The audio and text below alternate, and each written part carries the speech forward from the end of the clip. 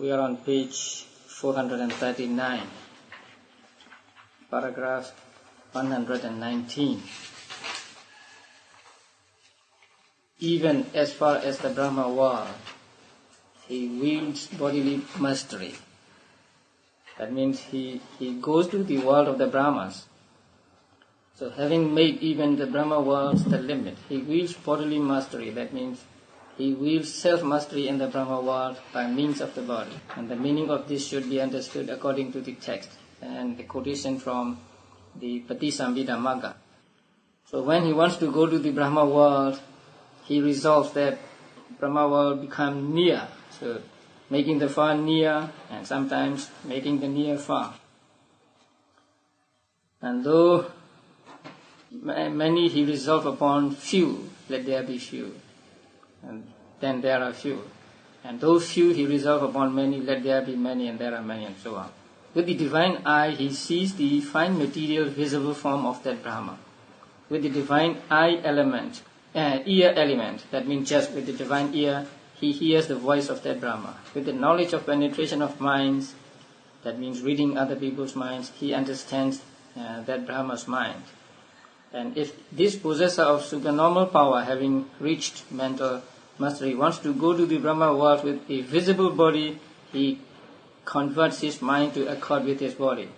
That means he made his mind become something like his body. He resolved his mind to accord with his body. Having converted his mind to accord with his body, resolved his mind to accord with his body, he arrives at blissful perception or easy perception and light, quick perception. They will be explained later. And he goes to the Brahma world with a visible body. If this possessor of supernormal power, having reached mental mastery, wants to go to the Brahma world with an invisible body, he converts his body to accord with his mind. So he resolves that his body becomes similar to his mind. He resolves his body to accord with his mind. Having converted his body to accord with his mind, resolved his body to accord with his mind, he arrives at blissful perception and light, quick perception. And he goes on to the Brahma world with an invisible body. So in that case, he goes to the Brahma world invisible. He creates a fine material visible form before that Brahma, mind-made with all its limbs, lacking no faculty. That means he creates another body in his body. If that possessor of supernormal power walks up and down, the creation means the image created. The creation walks up and down there too. If that possessor of supernormal power stands, sits, lies down, the creation lies down there too. If that possessor of supernormal power produces smoke, produces flames, preaches Dhamma, asks a question, being asked a question, answers, the creation being asked a question, answers there too. If that possessor of supernormal power stands with that Brahma, converses, enters into communication with that Brahma, the creation stands with that Brahma there too, converses, enters into communication with that Brahma there too. Whatever that possessor of supernormal power does, the creation does the same thing. And this is for the disciples, not for the Buddha, because the Buddha can do anything. These practices, how common are they in both usage and in accomplishment? Nowadays, we do not hear anybody exercising these powers. So maybe in the olden days, during the time of the Buddha, and until the time of the writing of Visuddhimagga, they may have been in practice. But since it is difficult to get jhanas and this kind of supernormal knowledge, maybe they fell into neglect.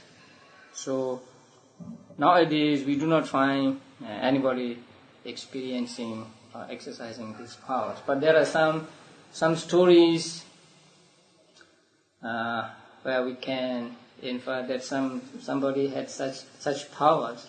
One story was about a monk in Burma who was said to be very learned, but he did not practice meditation. He was just learned, and so his friend, a monk who practices meditation, came to him from time to time, and they have discussions about Dharma. So when they have discussions, the one who is versed in the book said, "Oh, it must be according to the books. The practice must be according to the books." But the other monk said, "The books cannot explain everything a person experiences during meditation. So sometimes it may not be according to the book, but they always end up with just unsettled dispute. But they are great friends." So one day, the other monk came to him, and they talked into the night. And about midnight, the other monk left. So when he left, the monk who was very learned went with him some distance. And at that time, the other monk said, "Venerable A, be mindful, do not be neglectful." And then it was reported that he rose up into the sky, into the air, and flew away. So next day, the other monk heard that that person had died. So when he saw this, he was very moved. And so he was talking to himself, I am nothing, although I am a great learned man, and although I am a teacher of the king, I didn't have any attainment like the other monk. So he gave up teaching and learning, and then he practiced meditation, and he also was reported to have reached the third stage of enlightenment. And there were reports that once a monk went there and asked him to go to a place for lunch. And so he said, "You go ahead, I will follow you." But there was a river to be crossed, and when the other monk has crossed the river, he was on the other bank, ready to go with him.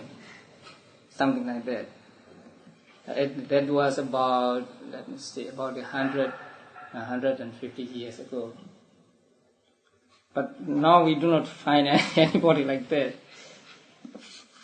One thing is, when some practice fell into disuse, then there is no way to learn them from a teacher who had that very experience and who could teach him personally. So that may be the trouble with this.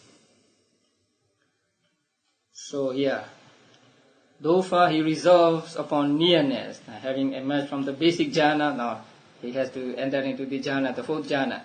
He adverts to a far-off divine world or to the Brahma world thus, let it be near. So he makes a resolution in his mind, let it be near. Having adverted and done the preliminary work, he attains again. That means he enters into jhana again, and then resolves with knowledge, let it be near. So it becomes near. The same method of explanation applies to other classes too. So in order to practice the direct knowledge, one must have jhanas, so all four jhanas. So he enters into the fourth jhana, and then after emerging from it, he did the preliminary work, and then he enters again into the jhana, and then he resolves. That means he reaches the direct knowledge. Herein, who has taken what was far and made it near? The Blessed One. For when the Blessed One was going to the divine world after twin miracle, he made Yugandhara and Sineru near, and from the earth's surface he set one foot on Yugandhara, and then he set the other on the summit of Sineru. Sineru is a mountain at the center of the universe. At the center of the earth, on which are situated divine worlds or celestial worlds. Is it Sumeru? The same. Meru, Sumeru and Sineru are the same. So different names, but one and the same thing. So when Buddha wanted to go to the celestial world to preach Abhidhamma, and he just made 2 steps what do you call? We call it 3 footprints and 2 steps. So one on the human wall, and then one on the Yugandhara. The Yugandhara is about halfway between Sineru and human wall. And then another foot, he put another foot on the top of Sineru. It may be something like in Hindu mythology, they call 3 Vikrama. Vishnu made three steps to cover all the world, something like that. So here, when Buddha wanted to put his foot on the Yugandhara, he resolved, let it be near. So maybe Yugandhara came close, near to him, and then he stepped on it. Who else has done it? The elder Mahamoggallana. For when the elder was leaving Savatthi after completing his meal, he abreached the 12-league crowd and the 30-league road to the city of Sankasa, and he arrived at the same moment. And there is some error in the translation. After completing meal is not it does not refer to Moggallana, but to the crowd, and that crowd was 20 league big, say about 20 miles. 12 league big, so about 12 miles big, and they took morning meal in the city of Sankasa. In the city of Savatthi, and then Moggallana told them, don't think about, because they were going to Sankasa, where Buddha was to descend from the celestial world at the end of Abhidhamma preaching. So he told them, don't think about the distance. Just have wish that to reach there. And then Moggallana made that city of Sankasa 30 leagues away, just came near. So in paragraph 76, so please go back to the 76. We find something of that. About the middle of the paragraph, the elder Mahamoggallana performed here. Having arrived thus, he related what had happened. That is, he came back from the celestial world, meeting the Buddha. Then he said, come forth after the morning meal, and pay no heed to distance, thus promising that they would be able to see in spite of the distance. So this great multitude of people naturally cannot reach the city of Sankasa in one day, but he made them reach there.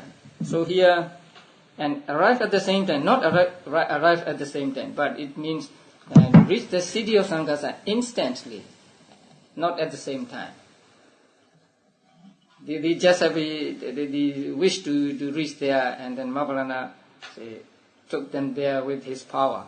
So, instantly. And then furthermore, the elder Chula Samudra did it as well in Tambapani Island, that is in Ceylon, Sri Lanka.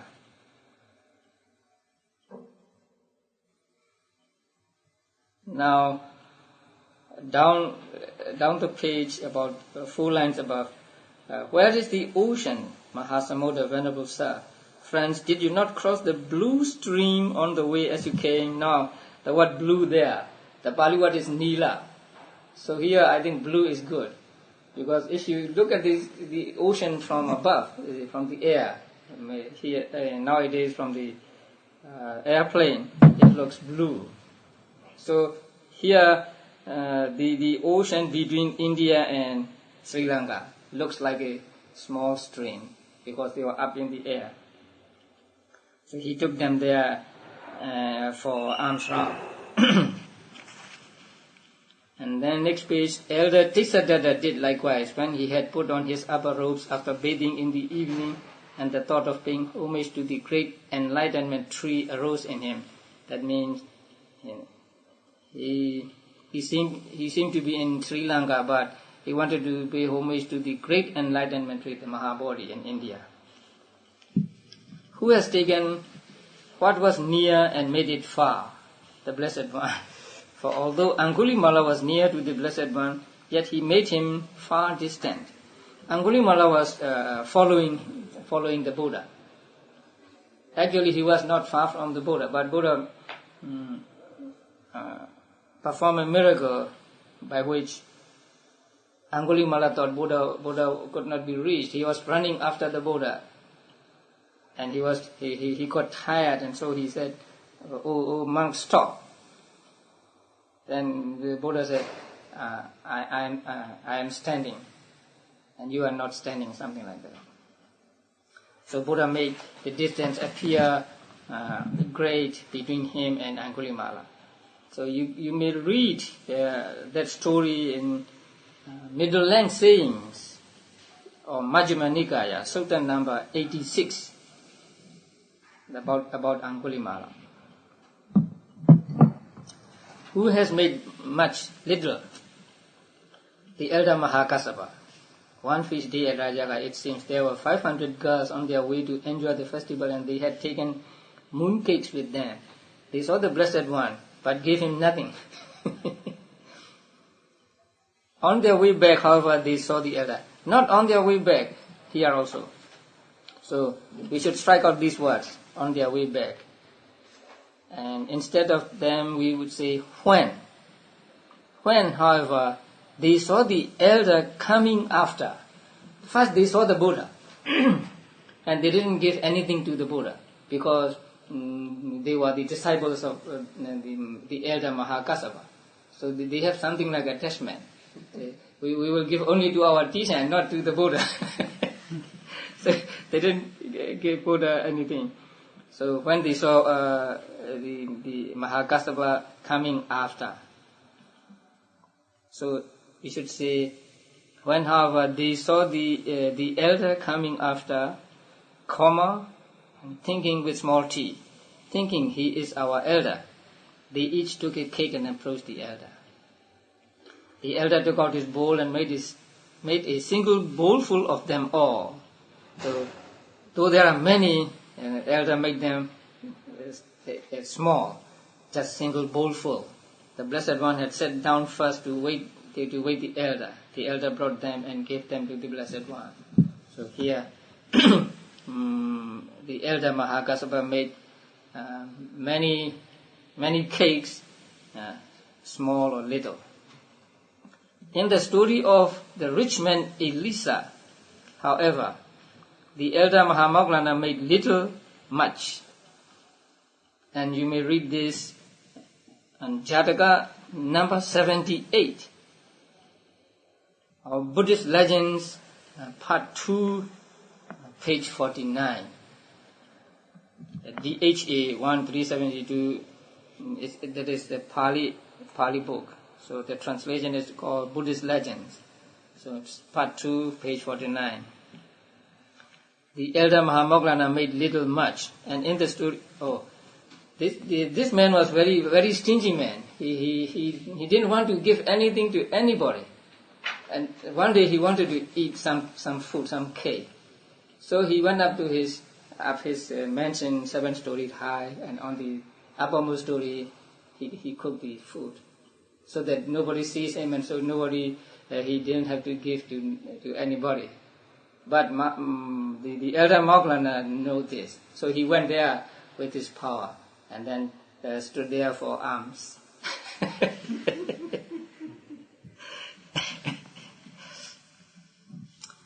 And then he said he wouldn't give him, but in the end he had to give, because the monk was persistent. And then Moggallana resolved in his mind that there were not one cake, but there were many cakes. So however much he gave, there was no end of them. And in the story of Kakawaliya, the Blessed One did so. He was a poor man. Elder Mahakassapa, it seems, after spending 7 days in attainment, that means 7 days in phala attainment, stood at the house door of a man in poor circumstances called Kakawaliya in order to show favor to the poor. It is said that if you donate, if you give something to a monk, a person who has just emerged from the attainment, then that brings great results. So Mahakasapa always did that. Before going to a house, he would practice meditation and enter into attainment. And then after emerging from attainment, he just went to the house, direct to the house. And then those people gave something to him. So he went now to Kakavaliya in order to show favor to the poor. His wife saw the elder and he poured into his bowl the unsalted sour gruel that she had cooked for her husband. They didn't even have salt. The elder took it and placed it in the Blessed One's hand. The Blessed One resolved to make it enough for the great community of monks. It's like Christ feeding 500 people. What was brought in a single bowl became enough for all, and on the seventh day Kakavaliya became a rich man. And not only in the case of making little much, but whatever the possessor of supernormal power wishes, whether to make the sweet unsweet or the unsweet sweet, etc., is successful for him, so he can do anything. For so it was that when the elder Maha Anula saw many bhikkhus sitting on the banks of the Ganga river, and it is not in India, it is in Ceylon. In the commentaries, that river is just referred to as Ganga. So sometimes it would confuse with the river Ganges in India. Actually, the name of that river is Mahaweli. It is now called Mahaweli Ganga. Mahaweli means with much sand. So, eating plain rice, which was all that they had got after doing their alms round. So no curry, nothing, just a plain rice. So he resolved, let Ganga river water be cream of ghee. And he gave a sign to the novices. They fetched it in their vessels and gave it to the community of monks. All of them ate their meal with sweet cream of ghee. So this is resolving what is far to be near, what is near to be far, and so on. Now with the divine eye, remaining here and extending light, he sees the visible form of that Brahma, and remaining here he also hears the sound of his speech and he understands his mind. He converts his mind according to his body. He converts the mind to accord with the material body, taking the consciousness of the basic jhana. He mounts it upon the body. He makes its going slow to coincide with that of the body. For the body's mode of going is slow. But it does not mean that the mind becomes slow in arising and disappearing, because that is the nature of the mind or the Chaita, that it has just 3 sub-movements.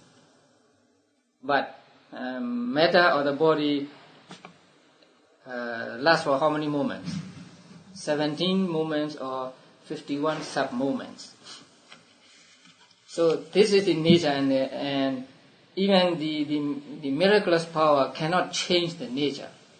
But here he just made the consciousness follow the body or coincide with that of the body. For the body's mode of going is slow.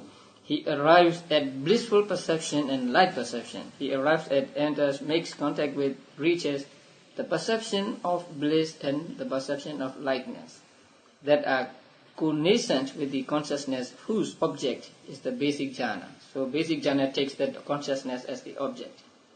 And it is perception associated with equanimity that is called perception of bliss. Now, the Pali word here is sukha. It's very strange. Here sukha means upekha. So it is sukha sanya, and sukha sanya actually means sanya or say chaita associated with equanimity, upekha.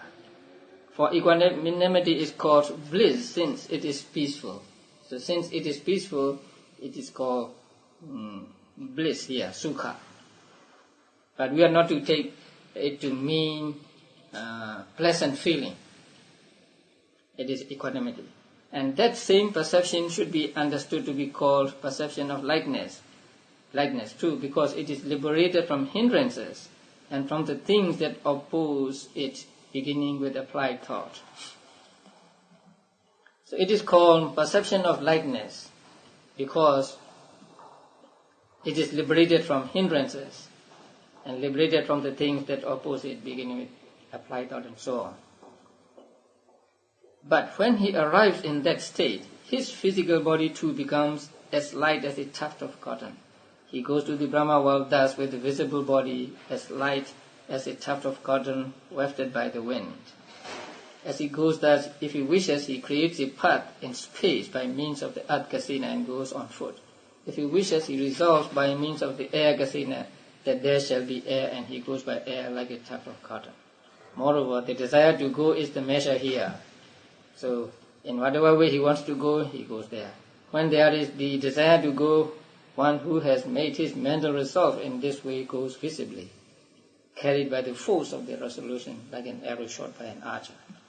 He converts his body to accord with his mind. He takes the body and mounts it on the mind, so that the body becomes swift.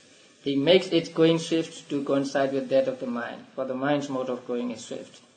He arrives at blissful perception and light perception. He arrives at perception of bliss and perception of lightness that are connascent with the supernormal power consciousness, whose object is the material body. Here, the object is material body. There, the object is consciousness. The rest should be understood in the way already described, but there is only the going of consciousness. And then, footnote. Actually,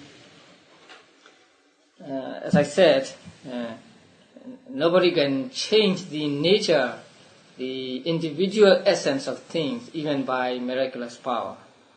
But they are made. The mind is made to follow the body, or the body is made to accord with mind, and that means they do not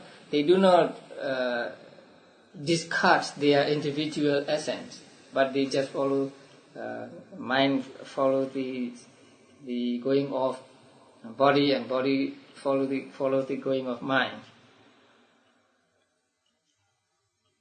Now, page 443. When it was asked, as he goes with an indivisible body thus, does he go at the moment of the resolution consciousness arising, or at the moment of its presence, or at the moment of its dissolution?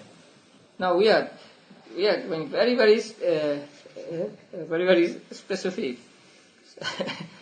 One thought moment has three sub-moments: the arising, here presence, and dissolution. So at which sub-moment it goes with the indivisible body? Then the answer is, an elder replied. Here, an elder means someone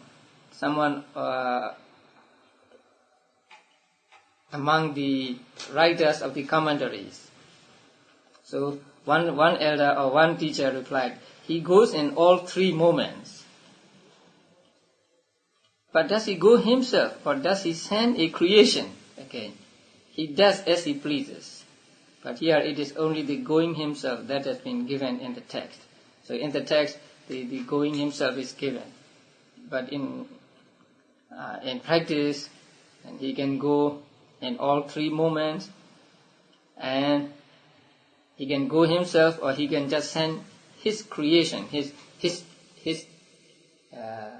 likeness or his image. Now, mind-made, this is a word to be commented upon. Mind-made because created by the mind in resolution, lacking no faculty. This refers to the shape of the eye, ear, etc. Now, the word faculty strictly means eye sensitivity, ear sensitivity, and so on. So the Pali word used is indriya. But here, indriya or faculty does not mean just the sensitivity of eye, ear, and so on, but the shape of the eye, ear, etc.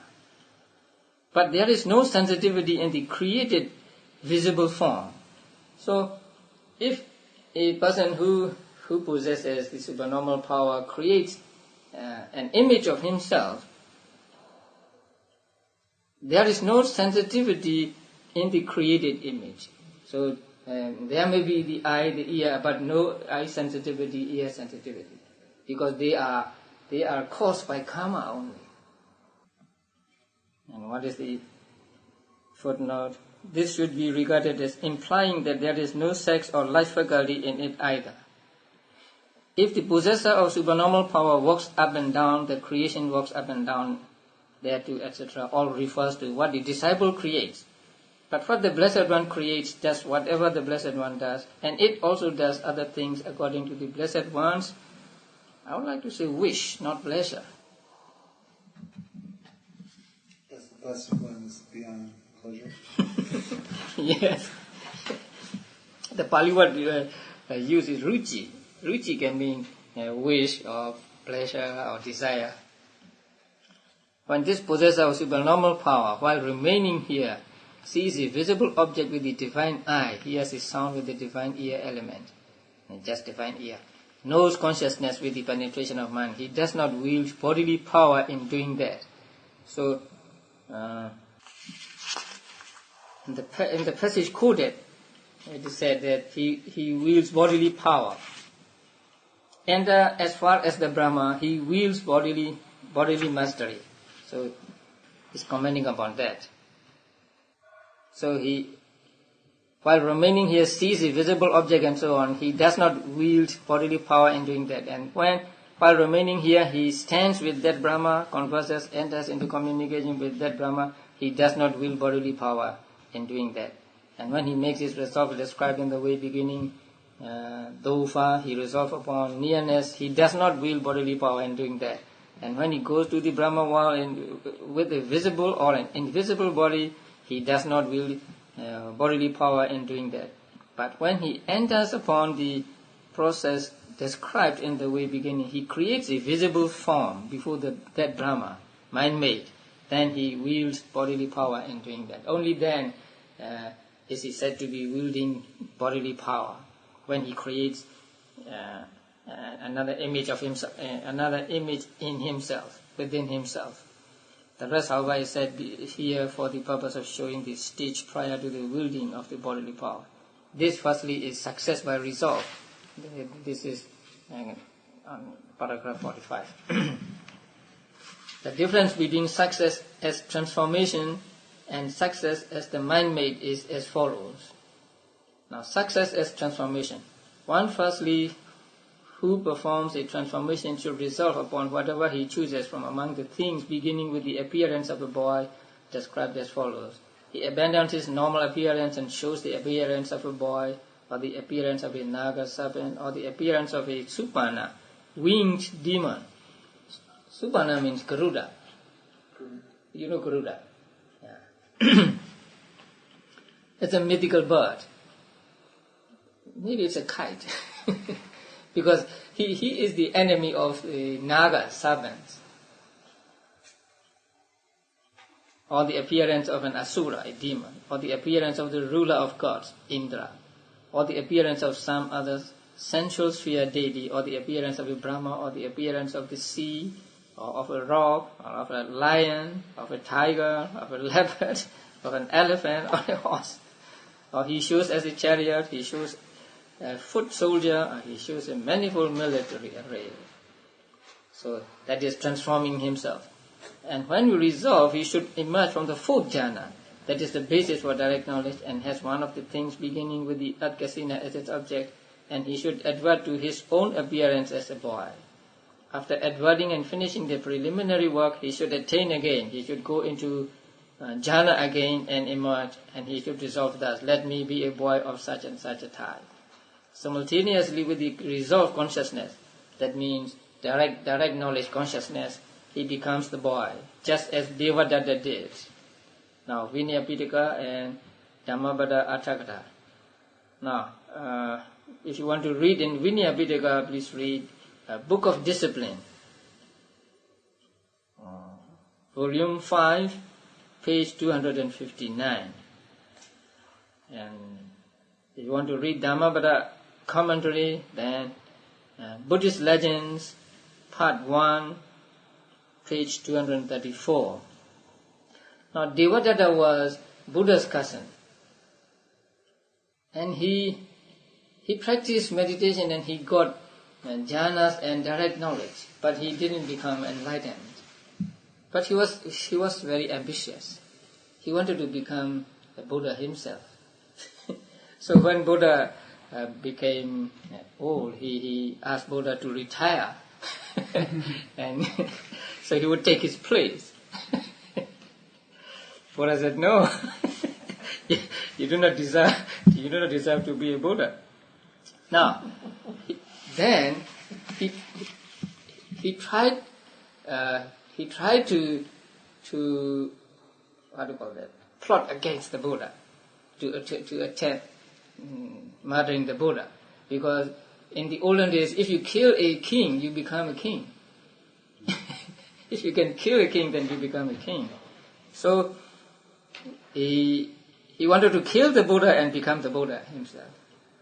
But without the help of a king or someone in possession, he couldn't do that. So he tried to convince the young son of the king then, King Bimbisara. His son was Ajatasattu. So he transformed himself into a youth with snakes all around his body, and he showed himself to the young prince. So when the prince saw him, the prince was afraid, and then he resumed his form of monk again and said, "Don't be afraid." Then he was able to convince Ajatasattu, and then Ajatasattu became his disciple.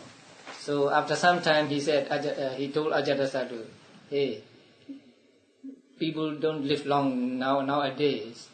So if you wait until your father dies, then you will be very old.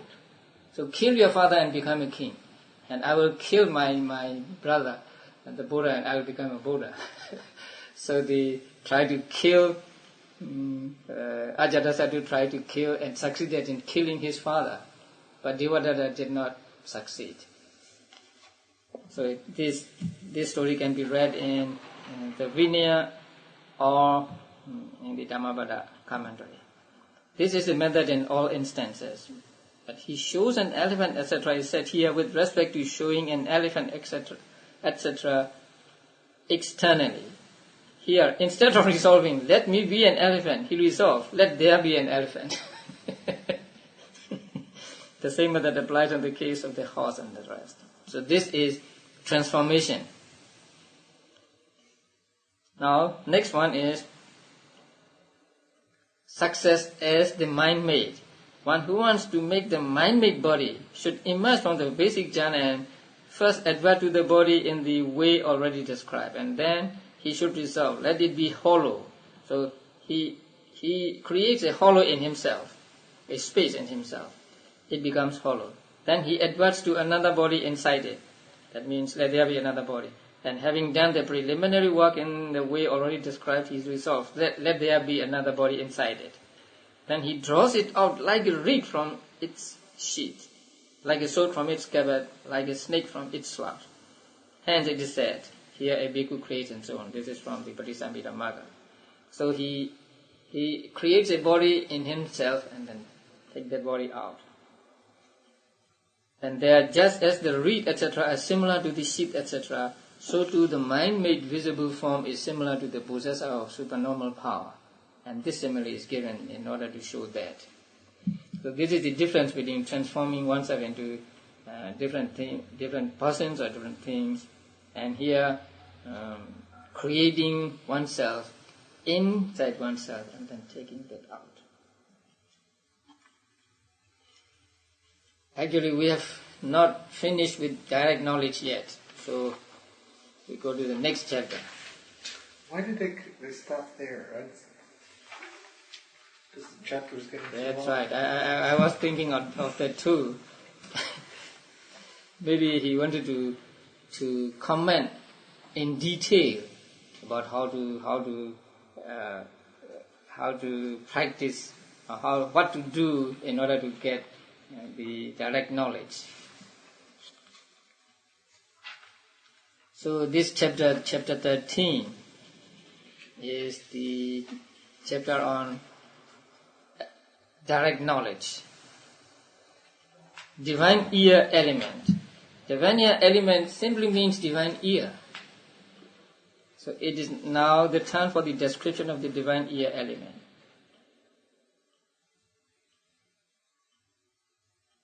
And then the translator gave the text here. It is good, because if we do not see the text, then we would not be able to understand the explanations given below.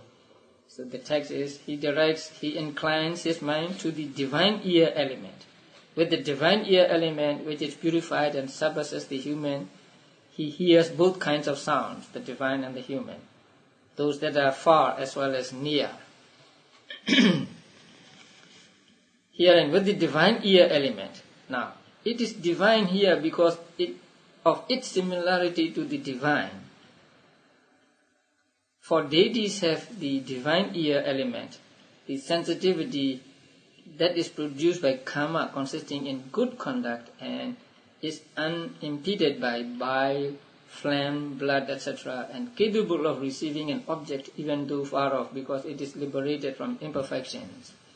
Now, deities have their ears too, and their ears are, sensitivity in their ears are so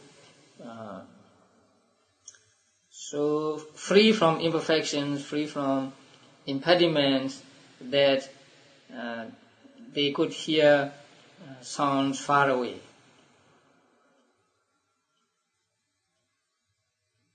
And they do not have impediments like bile, phlegm, blood, and so on. So their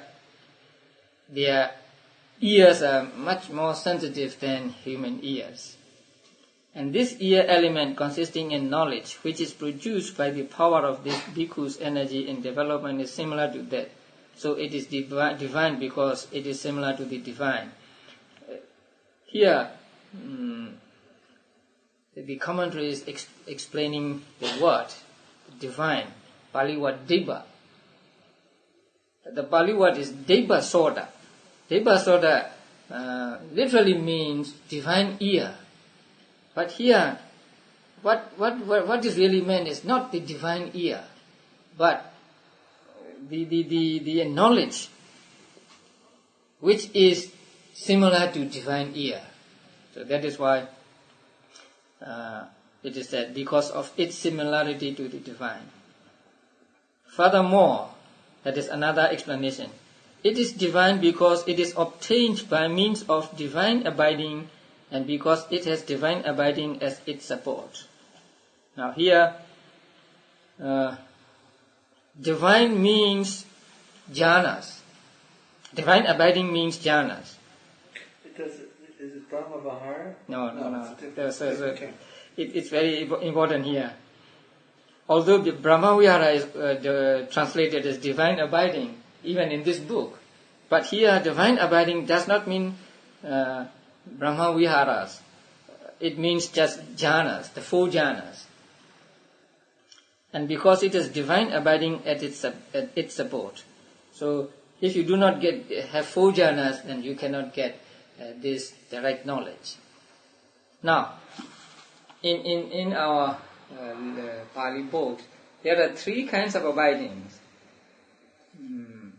The Pali words are Dibba Vihara, D-I-B-B-A, and then Brahma Vihara, and the last one is Ariya Vihara. So there are 3 kinds of abidings: Dibba Vihara, Brahma Vihara, Ariya Vihara.